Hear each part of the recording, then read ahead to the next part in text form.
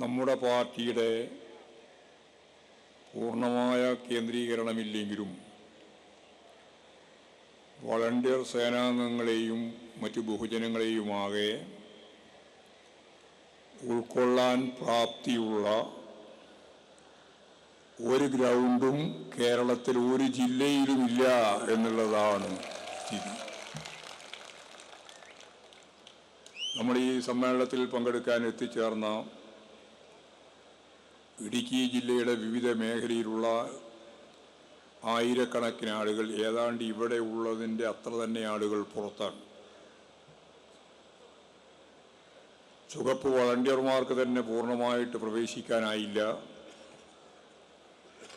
പ്രകടനം നടത്തി എത്തിച്ചേർന്ന സഖാക്കളെയും ഉൾക്കൊള്ളാനായില്ല. CPIMൻ്റെ കരുത്തും അതിൻ്റെ സ്വാധീനവും നല്ല രീതിയിൽ മുന്നോട്ടേക്ക് നയിക്കുന്നതിന് വേണ്ടി പാർട്ടിക്കും പ്രസ്ഥാനത്തിനും ഓരോ മേഖലയിലും സാധിച്ചു എന്നുള്ളതിൻ്റെ തെളിവാണ് ഇവിടെ ചൂണ്ടിക്കാണിച്ചതുപോലെ അനുബന്ധ പരിപാടികൾ ഉൾപ്പെടെയുള്ള എല്ലാ പരിപാടിയിലെയും ജനപങ്കാളിത്തം. ഈ ജനപങ്കാളിത്തം എന്നുള്ളതുകൊണ്ട് ഞങ്ങൾ അർത്ഥമാക്കുന്നത് ഒരു ജനക്കൂട്ടം ഉണ്ടാവുക എന്ന് മാത്രമല്ല. Communist Party of India Marxist സാർവദേശീയമായും ദേശീയമായും കേരള രാഷ്ട്രീയത്തെ അടിസ്ഥാനപ്പെടുത്തിയുമെല്ലാമുള്ള നിലപാടുകൾ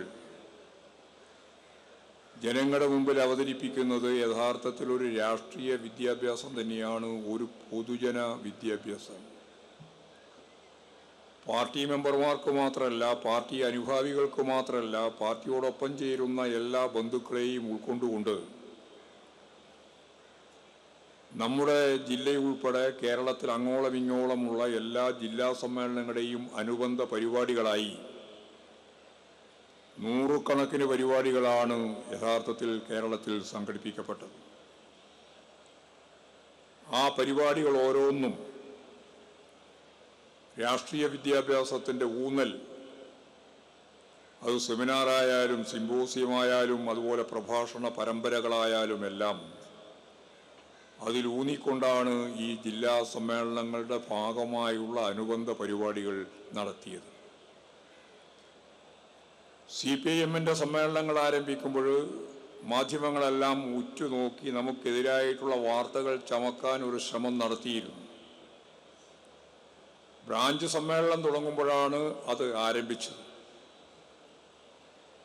ബ്രാഞ്ച് സമ്മേളനം നടത്താൻ തുടങ്ങിയപ്പോൾ ചില ബ്രാഞ്ചുകളിൽ അവിടെ ഇവിടെയുള്ള പ്രശ്നങ്ങൾ വെച്ചുകൊണ്ട് പർവ്വതീകരിച്ചുകൊണ്ട് പറഞ്ഞു സമ്മേളനത്തിൽ വലിയ കുഴപ്പമാണ്.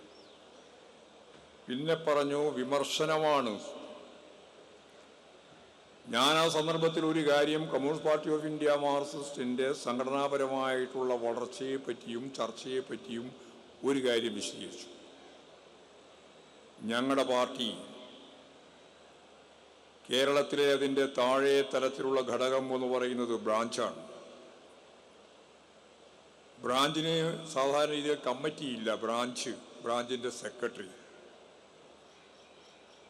കേരളത്തിലെ ബ്രാഞ്ചുകളുടെ എണ്ണം 38,000 ബ്രാഞ്ച് താഴെ പ്രവർത്തിക്കുന്ന ഒരു പാർട്ടിയാണ് communist Party of India Marxist എന്ന് നിങ്ങൾ മനസ്സിലാക്കണം. 38,000 ബ്രാഞ്ച്. ആ ബ്രാഞ്ച് സമ്മേളനങ്ങളെല്ലാം പൂർത്തിയാക്കി. ഓരോ ബ്രാഞ്ച് സമ്മേളനത്തിൻ്റെയും ഭാഗമായി ആ പ്രദേശത്തുള്ള അനുഭാവികളെ ഉൾപ്പെടെ ചേർത്തുകൊണ്ടുള്ള സദസ്സുകൾ രൂപപ്പെടുത്തി. അവിടെ നിന്ന് തിരഞ്ഞെടുക്കപ്പെട്ട പ്രതിനിധികൾ പങ്കെടുത്തുകൊണ്ടാണ് ലോക്കൽ സമ്മേളനങ്ങൾ നടത്തിയത്. 2444 ലോക്കൽ സമ്മേളനങ്ങൾ നടന്നു. ആ ലോക്കൽ സമ്മേളനങ്ങളിൽ നിന്നും തിരഞ്ഞെടുക്കപ്പെടുന്ന ഏരിയ സമ്മേളന പ്രതിനിധികളെ ഉൾപ്പെടുത്തിയിട്ട് 299 ഏരിയ സമ്മേളനങ്ങൾ കഴിഞ്ഞു. ഇവിടെ ഇന്നത്തോടുകൂടി 12 ജില്ലാ സമ്മേളനങ്ങൾ പൂർത്തിയാകുകയാണ്.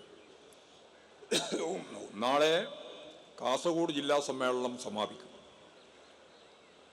9, 10, 11 തീയതികളിലായി തൃശ്ശൂർ സമ്മേളനത്തോടുകൂടി 14 ജില്ലാ സമ്മേളനങ്ങളും പൂർത്തിയാവും.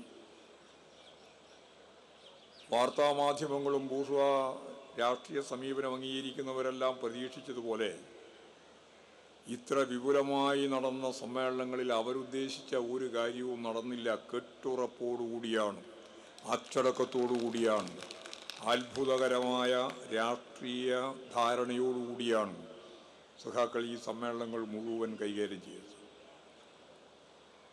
തെറ്റായ ഒരു പ്രവണതയെയും ഈ പാർട്ടി വെച്ചു പൊറുപ്പിക്കില്ല എന്ന് അസന്നിഗ്ധമായി പ്രഖ്യാപിച്ചുകൊണ്ടാണ് സമ്മേളനം തുടങ്ങിയതും നടന്നതുമല്ല.